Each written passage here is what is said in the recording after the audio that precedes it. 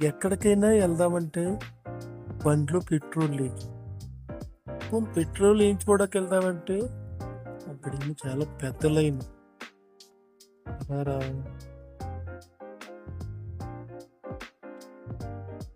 ఏరా తమ్ముడు, ఏంటి అక్కడ కూర్చొని ఆలోచిస్తున్నావు? ఈరోజు ఎక్కడికి బయటికి వెళ్ళలేదా? లేదన్నా, ఎక్కడికైనా వెళ్ళాలంటే బండ్లో పెట్రోల్ ఉండాలి కదన్నా, మరి ఎలా వెళ్ళగలం? ఇలాంటి ఇలాంటి టైంలో బండి వాడకూడదురా తమ్ముడు. సైకిల్ మీద వెళ్దాం, లేదా నడుచుకుంటూ వెళ్దాందా?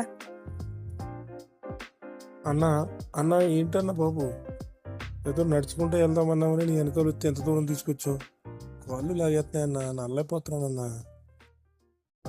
అరే అరే తమ్ముడు, ఈ మాత్రం దానికి కలిసిపోతే ఎలాగరా?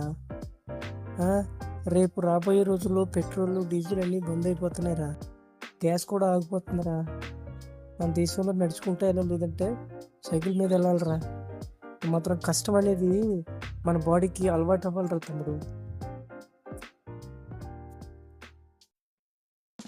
ఆగండి ఆగండి ఫ్రెండ్స్, ఇలాంటి మాటలు విని ప్యానిక్ అవ్వకండి.